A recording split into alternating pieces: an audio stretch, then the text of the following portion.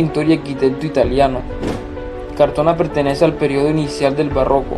Fue conocido fundamentalmente por su trabajo en el terreno de los frescos decorativos y de la pintura durante el pontificado Urbano VIII, quien hizo un retrato que fue uno de los principales artistas establecidos en Roma.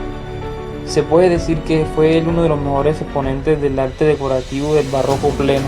Una de sus grandes obras es la iglesia de San Luca y Santa Martina, que su planta tiene una forma de cruz griega.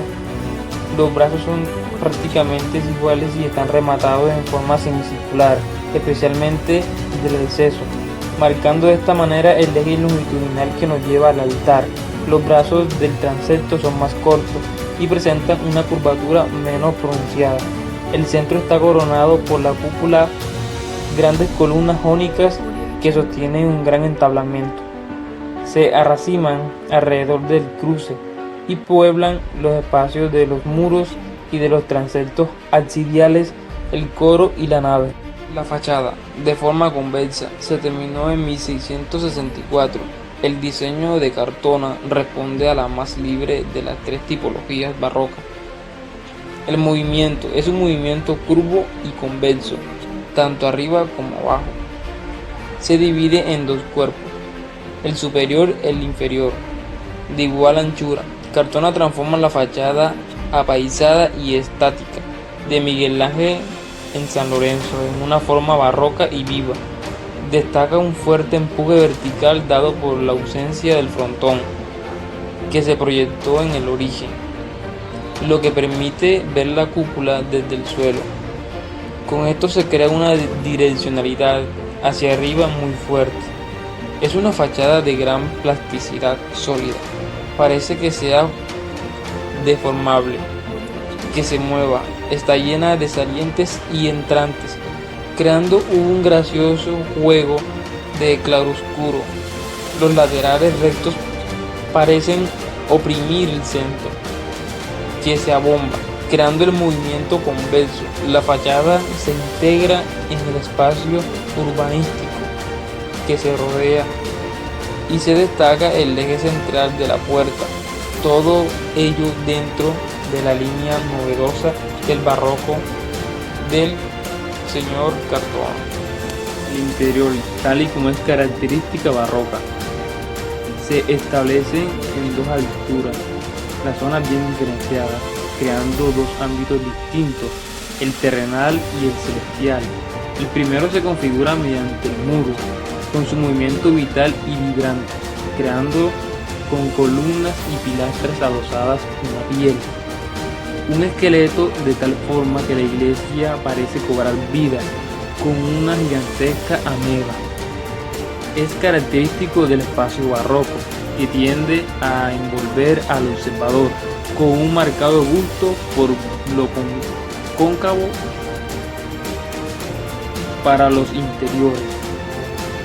Dos escaleras de la iglesia superior bajan a la iglesia inferior, que tiene un corredor que conectaba con una capilla octogonal directamente debajo de la cúpula de la iglesia superior y la capilla de Santa Martina debajo del altar mayor.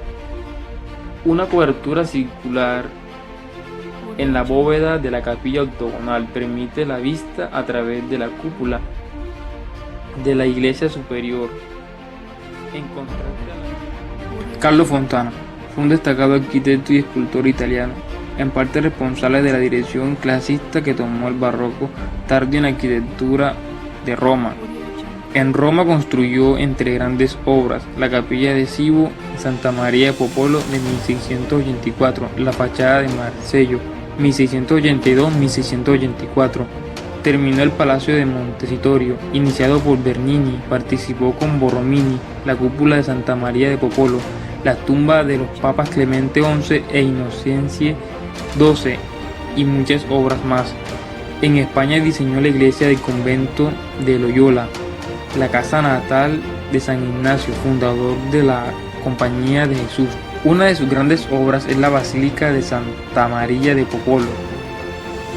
La primera edificación fue una simple capilla construida por el orden Papa Pascua II sobre el mismo lugar donde Nerón fue sepultado. Seguramente el Papa quiso celebrar con esta iglesia la liberación del Santo Sepulcro que tuvo lugar el mismo año de su fundación.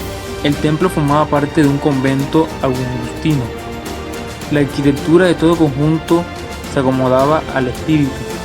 Como evidencia de la fachada, la iglesia tiene 3 naves con transepto y uno muy desarrollado ábside, donde está el coro conventual.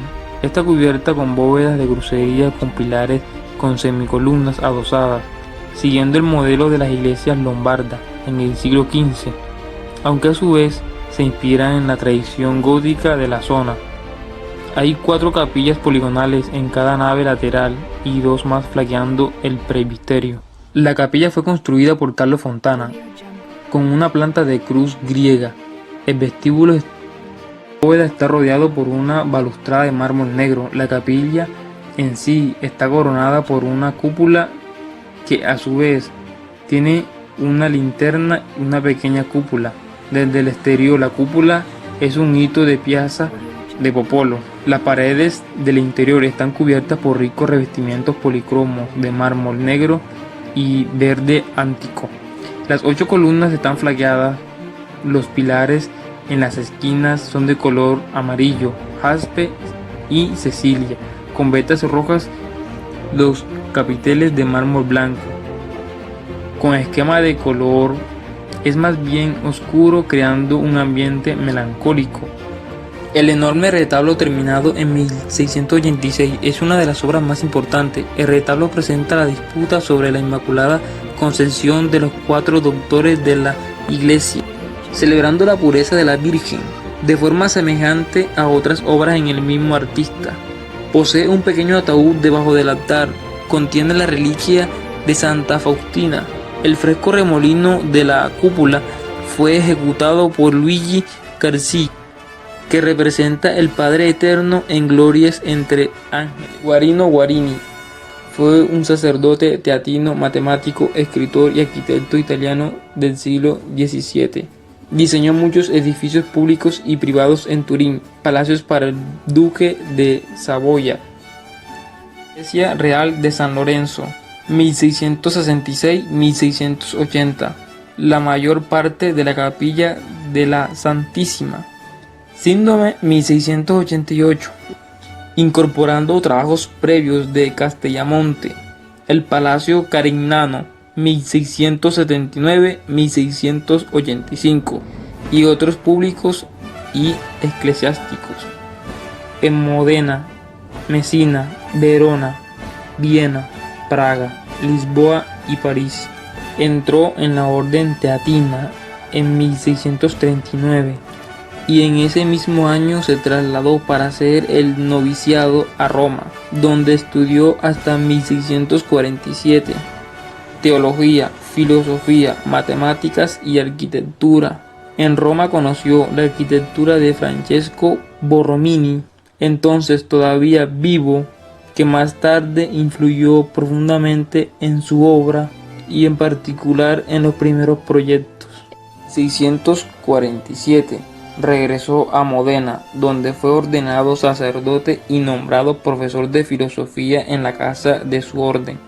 También comenzó su trabajo como arquitecto participando en la construcción de la nueva casa de la orden y de la iglesia dedicada a San Vicente, para la que se ha sugerido su intervención proyectual. Fuera o no así, en esos años de Modena fue capaz de completar su formación con experiencias directas en obra. Una de sus grandes obras es la iglesia de San Lorenzo, en Turín. Se encuentra en la plaza del Castillo, junto al Palacio Real. Pertenece a la archidiócesis en Turín. La iglesia fue diseñada por varios arquitectos, destacando su finalización según diseño de Guarino Guarini. La iglesia se presenta sin fachada, salvo la cúpula. Nada permite intuir la presencia aquí de un edificio religioso. Esto siempre ha sido objeto de debate, según varias hipótesis. Construir la fachada del templo habría roto la simetría de la plaza. El arquitecto Guarini transforma la originaria planta de cruz latina de la iglesia en planta central constituida por un espacio octogonal encerrado en una estructura cuadrada. Desde aquí es posible acceder a un pequeño presbiterio elíptico transversal ligado al coro con decoraciones de mármol y oro. Da dinamismo el giro de las capillas laterales, concebidas como independientes. El espacio asume así un ritmo elástico y rotatorio. La cornisa está compuesta por 8 superficies curvas que se conectan. El edificio se abre en altura gracias a la cúpula y a la linterna. La cubierta de la cúpula está sostenida por las columnas serlianas. Está iluminada por 8 ventanales elípticos y atravesadas por un sistema de nervaduras que forman una estrella de 8 puntas, cuya estructura de nervios cruzados evoca la arquitectura califal española. El Palacio de Versalles, ubicado en Versalles a 30 kilómetros de París, no se hizo en un solo día. Todo empezó en 1624 cuando el rey Luis XIII quería un pabellón de caza y luego, más tarde, lo convirtió en un castillo de ladrillos y piedras. Luego así, Luis XIV, cuya idea inicial era trasladar la corte a un nuevo palacio que fuese más solemne, y fue de esa manera como comenzó a construirse una de las residencias monárquicas más importantes, lujosas y hermosas de Europa, extendiendo así el dominio para convertirlo en el Palacio Real.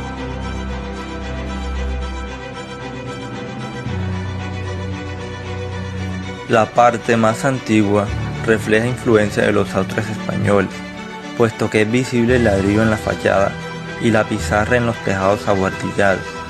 La parte más nueva está construida con una caliza blanca resplandeciente ante los rayos del sol, luz simbólica que buscaba premeditadamente el rey.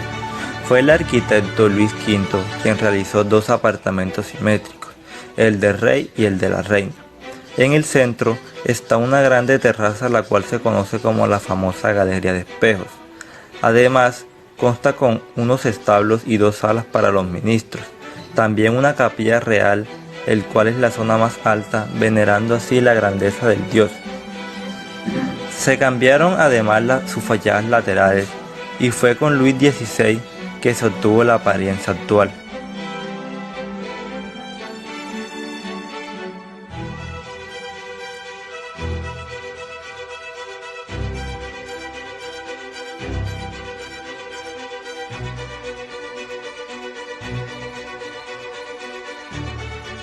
Fachada. El conjunto principal es bastante clasicista, sobrio y majestuoso. Base alta con sillares almohadillados que se inspiran en los palacios italianos renacentistas. El cuerpo intermedio, de dimensiones exageradas, se estructura a la manera que ya lo hiciera el Coliseo. Pilares macizos que sostienen arcos de medio punto, que a su vez están decorados por pilastras jónicas que sostienen un entablamento ornamental. Los arcos son grandes ventanales que dan luz al interior, para romper la monotonía de cientos de metros con esta estructura. La base y este primer piso se adelantan de vez en cuando creando terrazas a modo de palco, donde se refuerza el decorativismo con columnas extensas y esculturas coronando el entablamento. El siguiente piso, el ático, es el más bajo, con ventanas rectangulares y una estructura balaustrada que lo remata a modo de cestrería, que sirve de base a una decoración escultórica de jarrones y trofeos. En la zona pública se destaca el Salón de los Espejos, antigua terraza que daba al jardín, cubierta y cerrada por manchas. Es un espacio alargado de 75 metros, una sala de fiestas y de recepción. Todo está dispuesto para crear sensaciones y sorpresas en quien las recorre, asombrarse por el lujo de lo que les rodea, dorados, cristalería, esculturas, mármoles rojos. Descubrir el espacio ilusorio que agranda la estancia con los espejos y que refleja la luz del jardín, a mirar las vistas del parque que se pierde en la lejanía, comprender la grandeza militar de Francia a través de las victorias de Luis XIV que se narran en las bóvedas. También es notable la Capilla Real, construida por Mansart en 1710, como un escenario grandioso donde se representaban los actos religiosos que el rey avalaba con su presencia desde la tribuna. Los espacios privados, habitaciones de la familia real, son de menor tamaño pero no exentas de un lujo. De las cosas que más cabe destacar del Palacio de Versalles, con sus grandes jardines y el parque que fueron diseñados por André Lenotre, los jardines concebidos como una extensión de las salas del propio palacio son del estilo francés y muestran el triunfo del hombre sobre la naturaleza, dominándola y obligándola a desarrollarse donde y como deseaba la voluntad humana, y que a medida que se aleja el palacio del rey, se le va dejando mayor libertad hasta llegar a la naturaleza salvaje en el extremo del conjunto. Dentro del parque se encuentra infinidad de fuentes como la de la Latona, la Colonnade, la de Ceres, la de los baños de Apolo. Existen asimismo dos pabellones de especial belleza, el Gran Trianon y el Pequeño Trianon, construidos por Luis XIV y Luis XV para sus favoritas. El estanque de Latona, ubicado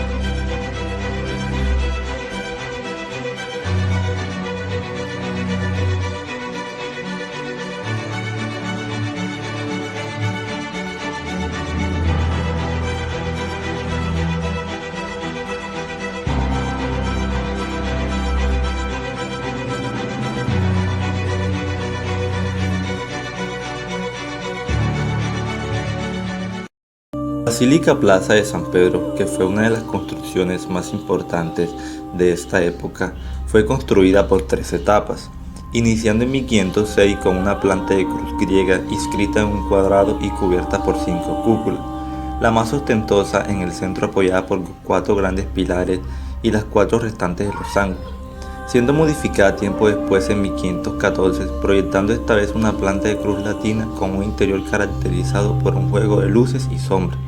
En 1546, por problemas estructurales de Bramante, Miguel Ángel logró cambiar gran parte retomando la planta cruz griega en lo que se alzaron en los muros del Lazio, de una imponente monumentalidad, siendo su mayor aportación la gran cúpula que se encuentra justo sobre el altar mayor y el sitio donde la tradición indica que se localiza la tumba del apóstol San Pedro. Por último, luego de la aportación de los arquitectos restantes fueron añadidas 3 naves, su fachada actual que creó su ostentosidad, sus 2 torres laterales y la construcción de su plaza. Está compuesta por una plaza ovalada de 340 por 240 metros, delimitada por un pórtico arquitrabado con cuádruple alineamiento de columnas toscanas, cuyo eje transversal se señala por el obelisco central, y otra plaza elíptica que percibe la concepción original de la cúpula de Miguel Ángel. Sobre las columnas corre un entablamento rematado con la típica balaustrada barroca coronada por 3 enormes estatuas que representan a los grandes papas, apóstoles, profetas que reciben a los cristianos que acuden al Vaticano, con una fachada de más de 114 metros de anchura y 48 metros de altura.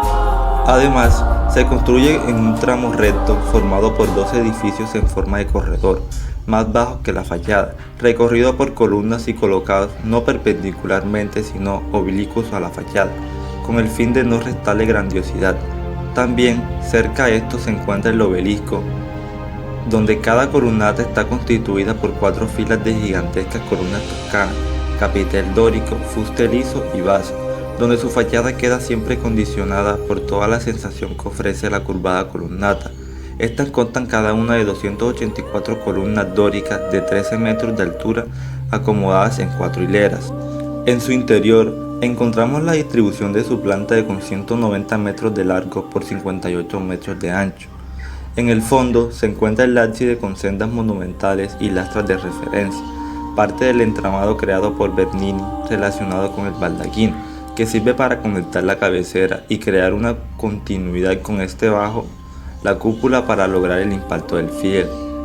También en todo su recorrido nos encontramos 2 grandes fuentes, estatuas de más de 24 años, un pedestal de mármol apoyado por los 4 padres de la iglesia que cargan la cátedra sin mayor esfuerzo, y diferentes figuras realizadas en bronce y decoradas con un relieve que presentan la entrega de las llaves a San Pedro por parte de Jesús.